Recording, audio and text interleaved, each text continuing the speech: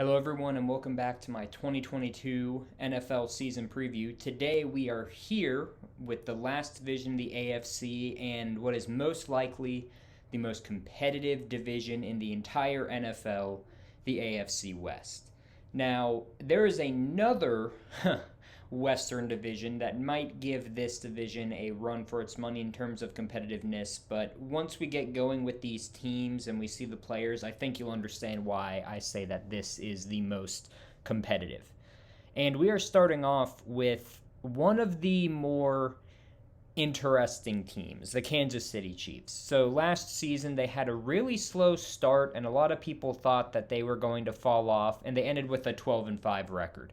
They lost in the conference championship to the Cincinnati Bengals, and they had an interesting offseason, to say the least.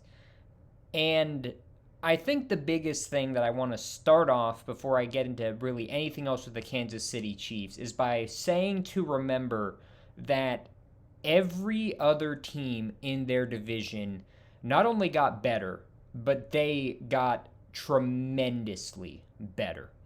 So you have to remember that for the past few seasons, there really hasn't been a team, even if there was another good team, that really measured up to the Chiefs. And now, I think every single one of these teams are on around the same playing field. And for the Chiefs, they had a significant loss in Tyreek Hill.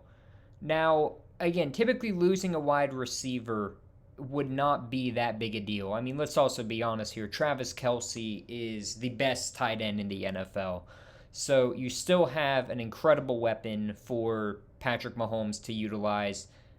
But Tyreek Hill is a different kind of wide receiver. He is a type of wide receiver that you can lean on and will go the extra mile and has just crazy athleticism.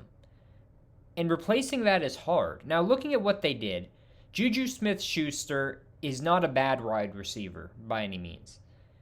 But him and Valtez Scalding, who was the other wide receiver that they signed, I don't think both of them combined measure up to the safety blanket that Tyreek Hill provided Patrick Mahomes. Now, do I think they're both bad wide receivers? Not at all. In fact, I think every single team in the NFL would probably have been happy to get either of those two players to sign for them. The issue is Juju is probably going to be your wide receiver number one. And going from a player like Tyreek Hill to Juju Smith-Schuster, I think is a bigger drop-off than a lot of people probably want to quantify it. But it is. It's a major drop-off because Tyreek Hill's athleticism, losing that with the other teams that are now in your division is a huge loss. Now, Justin Reed, I thought, albeit was a good pickup, but you also lost Tyrann Mathieu, who is arguably one of the, I'd probably say maybe third or fourth best safeties in the NFL. Justin Reed is probably top 20, but again, losing Tyrann Mathieu it's just not a good, I guess, trade-off in terms of pure talent-wise. Now, a lot of people have been talking about the draft and that they dramatically improved. And I think Trent McDuffie is a great pickup because, as we will get to, you're going to have incredible corners to win this division or be competitive in the modern-day NFL, especially when you look at the teams that they'll be going up against this year. But Trent McDuffie is going to be a rookie, and he's going to have growing pains this first season. George Karlaftis is the other first-round pick they had, and he was projected to be possibly a top 10, and he fell to the end of the first round, primarily due to his athleticism and a lot of concerns regarding his conditioning. And considering this team had edge rush issues last year, I don't quite know how there are so many people that think that George Karlaftis is going to come in and be their answer at edge. And that's why I have them going 9-8. It's not because of their roster. And it's not because Patrick Mahomes is going to fall off. Travis Kelce is not going to fall off. Nothing like that. It is just a matter of this is a new team. And look at the teams that they have to go up against. It's going to be difficult. And again, I think that they'll end up with a winning record, but I think this will be a more difficult season for the Chiefs than they have had in a long time. So, with that being said, I have the Kansas City Chiefs, who won the division last year, going 9-8. Next up, we have the Las Vegas Raiders, who ended up being one of the more feel-good stories of last season. Obviously, they had a lot of issues with players getting into legal trouble. I'm not going to go into that because there are some very tragic events that unfolded at the hands of Raiders players. And it was honestly a feel-good story that under the leadership of players like Derek Carr, that they were able to get back to the playoffs. Hunter Renfrow as well. And they were able to go 10-7. Now, they lost to the Cincinnati Bengals, but in all fairness, outside of the Rams, they were the team that probably got the closest to unseating the Bengals. And I'm not saying they would have gone to the Super Bowl, because I think if they had won and they had to face off, I don't know. No, they would not have had to play the Titans. So if they had to face off, yes, they would have. If they would have had to face off against the Titans, I don't know if they could have beaten the Titans, but I think that the whole trajectory of what happened in the Super Bowl would have changed. So they have a decently built team. And I think that, honestly, the Raiders, because of all of the bad press they got last season, are often a team that has been slept on recently. Derek Carr might not be a top 5 quarterback. In fact, he might not even be top 10. But he's a game manager.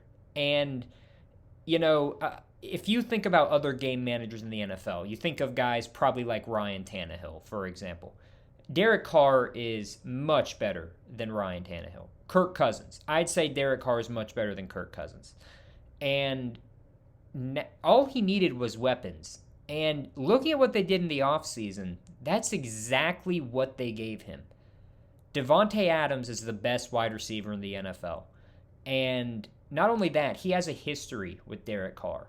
And that was one of the biggest issues for the Raiders this past season, was outside of Hunter Renfrow, Derek Carr really didn't have that many options. And going from, again, having Hunter Renfrow, who is probably on a Super Bowl team, either your second option or your slot receiver, which, I guess your second option could be your slot receiver, and I think that's how the Raiders will use him this year. Davante Adams is a major upgrade. Davante Adams is going to be that guy who will go get the ball for Derek Carr. He's going to show up and show out when they need it the most. And that's great for not only the Raiders as a whole, but for Derek Carr, because he did not have that last year. And not only that, the addition of Chandler Jones is a major boost to their defense. The fact that they now have Maxx Crosby, who had a breakout year last year, along with Chandler Jones, their front line is going to be deadly. And as I've said, you are going to have to go up against some of the best quarterbacks in the NFL. And the fact that you have 2 of the better edge rushers, I think bodes well for you. Now, the rest of their defense, it might not be the best, but it's solidly built. It is a solid unit all around, and I think, while this might be controversial, I think the Raiders are going to have a really good year next year. I think they did all the right things in the offseason. If you look at their schedule, yes, their schedule is rough, but compared to some of the other teams and how other teams are built, the Raiders, I think, might be one of the more complete teams in the NFL. And again, I just think if you look at them compared to the Kansas City Chiefs, the Chiefs took some major step backs in a lot of their positions. Again, they're going to have to completely learn how the wide receiver room operates now for Patrick Mahomes to feel comfortable. They're going to have to completely redo their corner rooms, their safety rooms, stuff like that. Where the Raiders, they improved all those rooms and kept the players that helped build this really good foundation from last season. And barring some major setbacks, I think the Raiders are going to have an incredible year next year. Now, is 12-5 good enough to win the division? We'll have to wait and see. But again, maybe this is controversial. I don't think so. But I think that the Las Vegas Raiders will be going 12-5 next season. Now, moving on, we have the Los Angeles Chargers, who had one of the more disappointing seasons last year. If you don't remember, pretty much the Chargers had a shot of making it to the playoffs. It came down to the final game of the season versus the Raiders, and off of a boneheaded play, the Raiders decided basically to send the Chargers packing. When if they had remained, I believe, at a tie, both of them would have made it, and the Steelers would not have gotten into the playoffs. And because the Raiders decided to go for the game-winning field goal, the Raiders and the Steelers went to the playoffs, and the Chargers were left at home. So the Chargers had a very disappointing season, obviously. But the one bright spot is young quarterback Justin Herbert. Justin Herbert easily, if not this coming season, will be a top 5 quarterback in the NFL. He's one of the quarterbacks of the future. He will be up in the conversation with Josh Allen and Patrick Mahomes very soon. Again, I think it could be as early as this year. It really depends on how things fall into place. And, that's what I will say about that for now. What I can also say about the Chargers is that they did not mess around this offseason at all. Again, they went 9-8, which again is not a bad record, as I've established. That's a winning record, and any team, if they could get to go 9-8 in the modern day NFL, would be very happy. So not only did they start off the offseason by extending Mike Williams, who is one of Justin Herbert's key weapons, they traded for a guy by the name of Khalil Mack. Now, a lot of people, I think, have forgotten how good Khalil Mack was. And granted, he is no longer the player that he once was. But Khalil Mack, at one point in time, was the best defensive player in the NFL when he was on the Raiders. In fact, if you remember, the year he got traded to the Bears had such a good defense that they were able to make it to the playoffs with Mitch Trubisky as their quarterback. And, maybe currently, again, Khalil Mack is not the player he was back then, but you give him Joey Bosa on the opposite side of him, or you have him line up behind Joey Bosa. He's going to get tackles. He's going to be a monster. And that already solidifies them with 3, including Derwin James at safety, of the best defensive players in the NFL on their team. And not only that, they got J.C. Jackson, who has been the best corner in the NFL for the previous few seasons. And again, why is that such a big deal? As we've mentioned, you have Travis Kelce on the Chiefs. You have Davante Adams on the Raiders. You have some players on the Broncos, which we'll be getting to here in a minute. And you're going to have a defense that finds a way to not only stop them, but again, you're going up against potentially players like Joe Burrow in the playoffs. You're going up against Deshaun Watson. You're going up against Matt Ryan. You're going up against Ryan Tannehill. The list goes on and on. Josh Allen, Mac Jones. Again, the list goes on and on. And you need those corners. Corners and wide receivers became incredibly valuable this offseason. And for that very reason is teams' offensive schemes and offensive depth went through the roof. And I think the Chargers are going to be seen as one of those teams that really understood what they had to do to improve and help their team succeed. I'll also mention they got Zion Johnson in the first round of the NFL draft. That's a great pickup because you want someone to protect Justin Herbert. He is your most valuable asset right now. And Zion Johnson was, in my opinion, the best guard. He was the second guard taken, but he is one of the best guards in that draft. And so I think he will be a stalwart for years to come. And for all of the things that I just mentioned, that's why I have him going 11-6. I mean, again, I think the Raiders are going to be a tough beat for them just because the Raiders the Raiders and the Chargers, I think, are going to have a good rivalry going forward. I just think the Raiders edge them out a little bit. But again, you see a lot of the other teams they're playing. I think they can beat the Chiefs. I think they will easily beat teams like the Jaguars and the Texans. If you give them somewhat decent teams like the Titans, the Dolphins, the Browns, I think they win those games. Now, of course, I have them, winning or losing games against the Rams and the Broncos. And, again, I think that just comes down to, maybe those games are ones that they could win, and maybe it's flipped and the Chargers win the division. Either way, I think the Chargers are going to be a great team next year, and I think there is a good chance we'll see them in the playoffs. But again, we will have to stay tuned for that. And up next, we have the final team in the AFC West, the Denver Broncos. Now, the Denver Broncos have been in an interesting spot the previous few seasons. They have been a team where you sort of look at them and you say, okay, the Broncos have a stellar list of defensive players. They have some decent offensive weapons. I don't think they have the best offensive line, but it's not awful.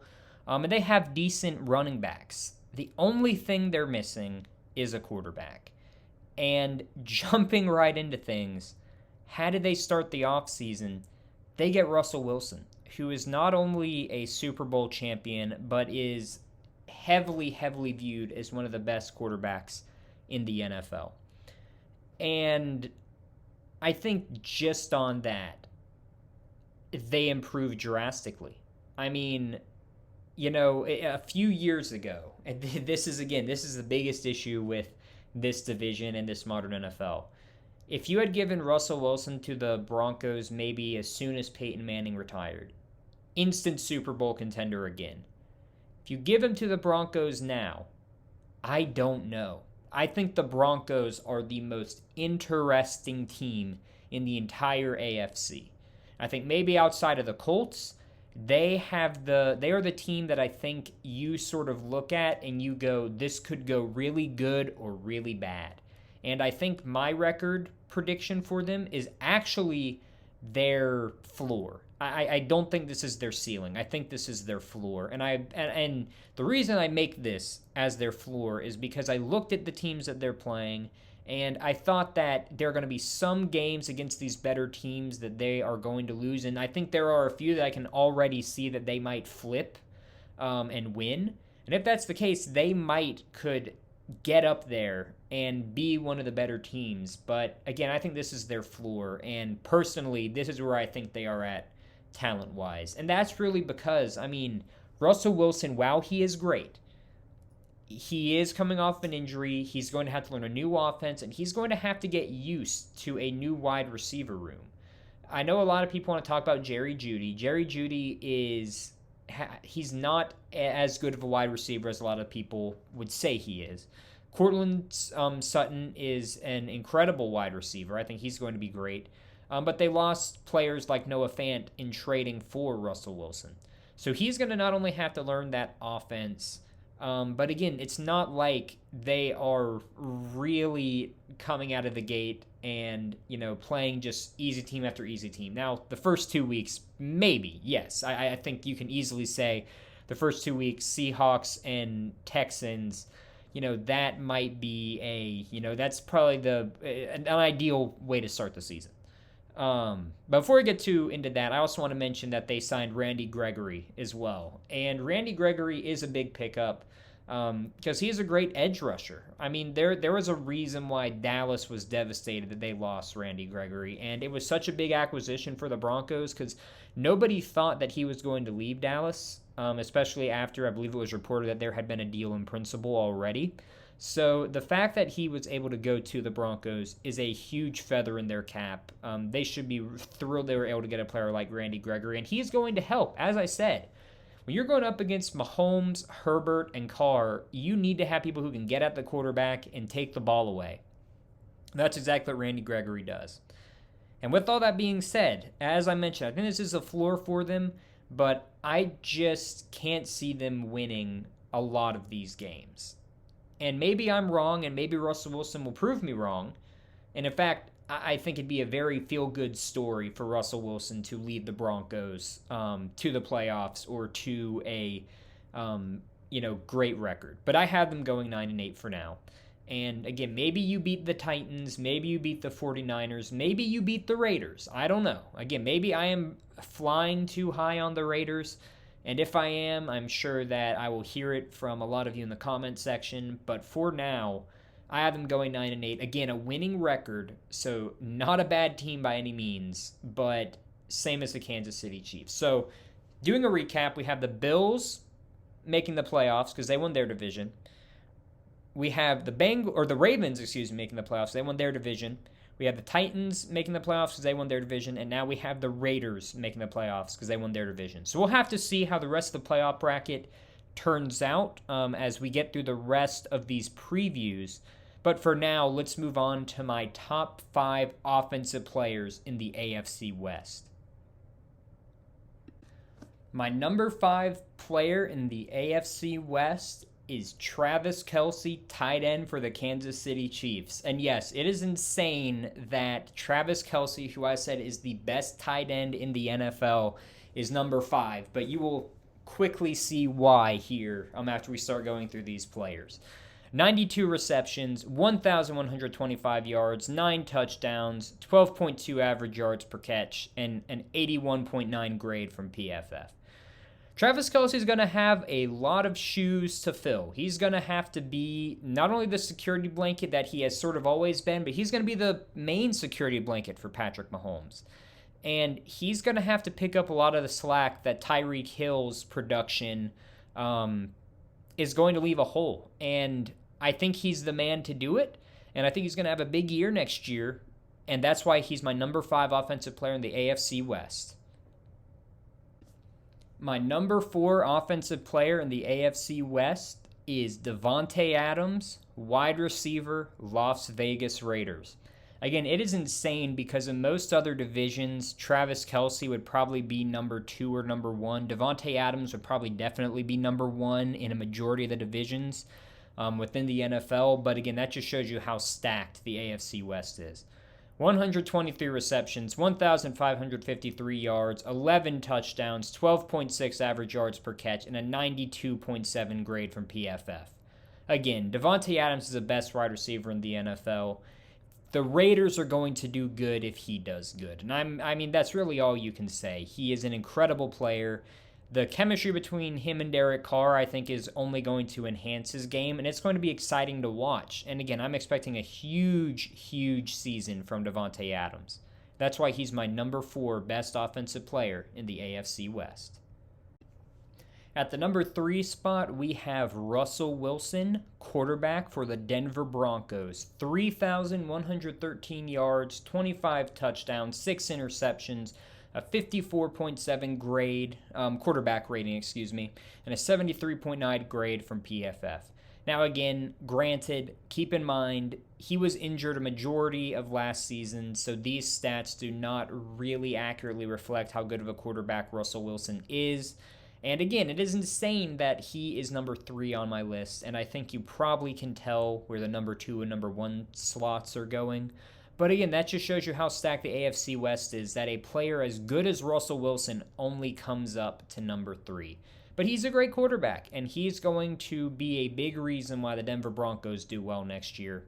And again, that is why I have Russell Wilson as my number 3 best offensive player in the AFC West. My number 2 player in the AFC West is Justin Herbert, quarterback, LA Chargers. 5,014 yards, 38 touchdowns, 15 interceptions, 65.6 QBR, and a 90.1 grade from PFF. As I said, I think this is the year Justin Herbert enters definitively the conversation for a top 5 quarterback in the NFL. And I hate putting him at number 2, but there is just one player, I'm pretty sure you all know who it is by now, who is better than him. And maybe in a few years he will prove that he is, he has surpassed this player. But for right now, I think he has a lot to prove this upcoming season, specifically getting his team to the playoffs, and I think he will. And that's why I think by the end of it, he'll not only be a top 5 quarterback in the NFL, but he will easily be solidified as the second best player in the AFC West. And my number one player in the AFC West is Patrick Mahomes, quarterback, Kansas City Chiefs. 4,839 yards, 37 touchdowns, 13 interceptions, 62.2 QBR, and a 77.5 grade from PFF. Simply put, Patrick Mahomes is the best quarterback in the NFL. It's between him and Josh Allen, in my opinion, but it's, as I've said for a lot of the players who I've ranked number one, until they prove me wrong, I'm taking him as the best. And you know, he has a killer arm. He is the reason the Kansas City Chiefs have won so much. And again, I think it's going to be a difficult year for him this coming year, but I think the only way that the Chiefs get a winning record is if Patrick Mahomes, at the points in which they need him to step up, he steps up, puts them on his back, and takes them to win games. And that is why he is going to be my number one best offensive player in the AFC West for the upcoming season. And now, let's move on to my top 5 defensive players for the upcoming year. My 5th best defensive player in the AFC West is Derwin James, safety, LA Chargers. 75 tackles, 3 forced fumbles, 2 interceptions, 5 passes defended, and a 78.1 grade from PFF. I want you to imagine this. J.C. Jackson doesn't get an interception. Who is going to be backing him up to make sure that the quarterback does not complete the pass? That's going to be Derwin James. And that's why I think Derwin James is going to not only solidify himself as easily a top 3 safety in the NFL, but he's going to have a monster stat line this coming year. I think that he is going to... I don't think he'll challenge Kevin Byard for best safety in the NFL, but I think he will challenge for the number 2 spot. And that's why I have him as my 5th best defensive player in the AFC West. My 4th best defensive player in the AFC West is Joey Bosa, linebacker, edge rusher, LA Chargers. 36 solo tackles, 10.5 sacks, 7 forced fumbles, and an 85.8 grade from PFF. Joey Bosa is a beast. It is insane that he is only 26 years old because it feels like he has been in the league for forever. But he has always been one of the better edge rushers in the NFL. And again, now he has Khalil Mack backing him up. So teams are not only going to have to worry about Khalil Mack rushing them, they're going to have to worry about Joey Bosa. And there's going to be more times that teams mess up coverage against one of those players, and one of those players gets the shine. And I think that it's going to be Bosa's year. I think that Bosa is going to have a huge year, and he's going to be a big reason why the Chargers do so well. That's why he's my 4th best defensive player in the AFC West. My 3rd best defensive player in the AFC West is Chris Jones, defensive tackle, Kansas City Chiefs. 18 solo tackles, 9 sacks, 1 forced fumble, and an 82.8 grade from PFF. Chris Jones, surprisingly, I think it's overlooked a lot. He is one of the better defensive tackles in the entire NFL, and he's a huge part of why the Kansas City Chiefs defense has been bend but not break. He is a cornerstone on that defense. In fact, I think you could probably argue it was him and Tyrann Mathieu. Now it's just him. So I think that if the Chiefs, again, they need Patrick Mahomes to have a stellar year as he's had, but they really need Chris Jones to step up and keep being one of the better defensive tackles in the league and lead their defense. That's exactly why I think, and that's exactly what I think he's going to do, and that's why I have him ranked as my 3rd best defensive player in the AFC West. My 2nd best defensive player in the AFC West is Maxx Crosby, defensive end, Las Vegas Raiders. 36 solo tackles, 8 sacks, and a 91.4 grade from PFF. Maxx Crosby had a breakout year last year, and I think he's only going up with the addition of Chandler Jones. Again, I think the Raiders are going to be a great team this year, and I think that he's going to be a big reason why. I think that a lot of people heard about his story and heard about the year he had, but I don't think a lot of people really took time to consider how great of a year it was for him.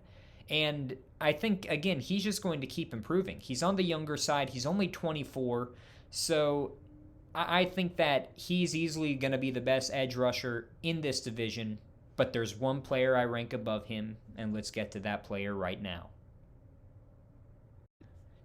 My number one best defensive player in the AFC West is J.C. Jackson, cornerback, LA Chargers.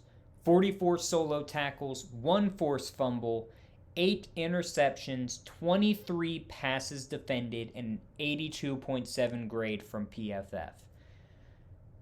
J.C. Jackson he's a great corner, yes, but he's so important for this Chargers team for a lot of the reasons I mentioned earlier. In that to win the modern NFL, you need a ball hawk. You need someone who's going to take the quarterback away from his top receiver, and that's exactly what he does. He's going to be that lockdown corner. He's going to take the tough assignments. He will be guarding Travis Kelce if needed. He'll be guarding Davante Adams. He'll be guarding whoever Russell Wilson finds as his new favorite target. J.C. Jackson will be covering them, and he is going to be the leader that the Chargers need, and I think ultimately he's going to be a big factor into why they start winning so many games. So with that being said, everyone, that concludes my AFC preview. Next week, you're going to be starting on the NFC, and trust me, we have some interesting teams to look at there. But thank you all for watching. Again, let's keep up the good discussion in the comments. Please let me know what you want to see me improve on, or if you want me to make any changes. Make sure to like, subscribe, and share this series with a friend, and I will see you all next week. Take care.